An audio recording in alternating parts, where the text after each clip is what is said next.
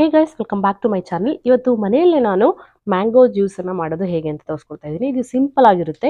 2 ಮ್ಯಾಂಗೋನ ನಾನು ತೊಗೊಂಡಿದ್ದೀನಿ. ನನ್ನ ಮಕ್ಕಳಿಗೆ ತುಂಬ ಇಷ್ಟ. ಆರ್ಗ್ಯಾನಿಕ್ ಆಗಿ ಕೆಮಿಕಲ್ಸ್ ಇಲ್ಲದೆ, ಪ್ರಿಸರ್ವೇಟಿವ್ಸ್ ಇಲ್ಲದೆ ಮನೆಯಲ್ಲೇ ಮಾಡೋದ್ರಿಂದ ತುಂಬ ಒಳ್ಳೆಯದು ಆರೋಗ್ಯಕ್ಕೆ. ಮಕ್ಕಳಿಗೆ ಮ್ಯಾಂಗೋ ಜ್ಯೂಸ್ ಅಂದರೆ ತುಂಬ ಇಷ್ಟ. ಅದಕ್ಕೋಸ್ಕರ ನಾನು 2 ಮ್ಯಾಂಗೋನ ತೊಗೊಂಡಿದ್ದೀನಿ. ಸ್ವಲ್ಪ ಕಮ್ಮಿ ಅನ್ನಿಸ್ತು ಕ್ವಾಂಟಿಟಿ. ಸೊ ಅದಕ್ಕೋಸ್ಕರ ನಾನು ಮೆಕ್ಸಿಕೋ ಮ್ಯಾಂಗೋ 3 ತೊಗೊಳ್ತಾ ಇದ್ದೀನಿ. 3 ತೊಗೊಂಡು ನಾನು ಅದರ ಸಿಪ್ಪೆನೆಲ್ಲ ಸೇರಿಸಿ, ಅಂದರೆ ಒಳಗಡೆ ಇರುವಂತ ಬೀಜ ಮಾತ್ರ ತೆಗಿತಾ ಇದ್ದೀನಿ. ಅದನ್ನ ಸಿಪ್ಪೆ ಸಮೇತನೇ ಅದು ಜ್ಯೂಸ್ ಎಲ್ಲ ಹಾಕ್ತಾ ಇದ್ದೀನಿ.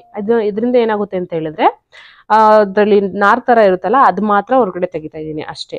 ಸೊ ಈಗ ಅದನ್ನೆಲ್ಲ ನೀಟಾಗಿ ಕಿವುಚಿ ಸಿಪ್ಪೆ ಸಮೇತನೇ ನಾನು ಮಿಕ್ಸಿ ಗ್ರೈಂಡರ್ಗೆ ಹಾಕ್ತೀನಿ. ಮಿಕ್ಸಿ ಗ್ರೈಂಡರ್ಗೆ ಹಾಕೋದ್ರಿಂದ ತುಂಬಾ ನೀಟಾಗಿ ಜ್ಯೂಸು ಎಲ್ಲ ಹೊರಗಡೆ ಬರುತ್ತೆ.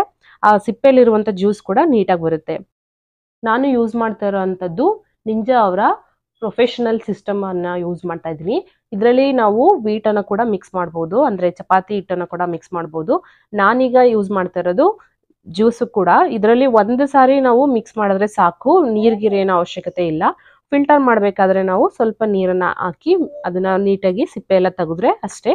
ಸಿಂಪಲ್ ಆಗಿ ಮನೆಯಲ್ಲೇ ಜ್ಯೂಸನ್ನ ರೆಡಿ ಮಾಡ್ಬೋದು. ಇದಕ್ಕೆ ಎಕ್ಸ್ಟ್ರಾ ಸಪ್ಪೆ ಅನ್ಸಿದ್ರೆ ನಿಮಗೆ ಶುಗರ್ ಹಾಕ್ಬೋದು. ನಾನು ತಗೊಂಡಿರೋ ಹಣ್ಣಲ್ಲಿ ತುಂಬಾ ಸ್ವೀಟ್ ಇದೆ.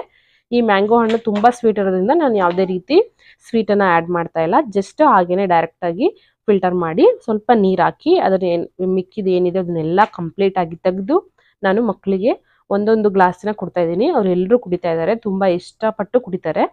ನೀವು ಇದನ್ನ ಟ್ರೈ ಮಾಡಿ ಒಮ್ಮೆ. ಮನೆಯಲ್ಲೇನೆ ಜ್ಯೂಸ್ ಬಾಟಲ್ ತರೋದ್ರ ಬದಲು ಅಥವಾ ಪ್ರಿಸರ್ವೇಟಿವ್ ಹಾಕಿರುವಂಥ ಕೆಮಿಕಲ್ ಇರುವಂಥ ಬಾಟಲ್ಸನ್ನು ತರೋದ್ರ ಬದಲು ಮನೆಯಲ್ಲೇ ಈ ಥರ ಕೂಡ ಟ್ರೈ ಮಾಡ್ಬೋದು. ತುಂಬ ಚೆನ್ನಾಗಿರುತ್ತೆ, ಹೆಲ್ತಿಯಾಗಿರುತ್ತೆ.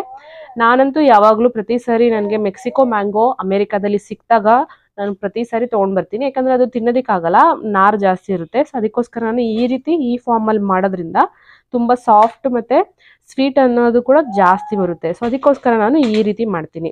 ಸೊ ನೋಡಿದ್ರಲ್ಲ, ಇದು ಇವತ್ತಿನ ವಿಡಿಯೋ. ಈ ವಿಡಿಯೋ ನಿಮ್ಗೆ ಇಷ್ಟ ಆದರೆ ಲೈಕ್ ಮಾಡಿ, ಶೇರ್ ಮಾಡಿ, ಸಬ್ಸ್ಕ್ರೈಬ್ ಮಾಡಿ. ನಿಮ್ಮ ಅಭಿಪ್ರಾಯನ ಕಮೆಂಟ್ ಮೂಲಕ ತಿಳಿಸೋದನ್ನು ಮರಿಬೇಡಿ. ಮತ್ತೆ ಮುಂದಿನ ವಿಡಿಯೋದಲ್ಲಿ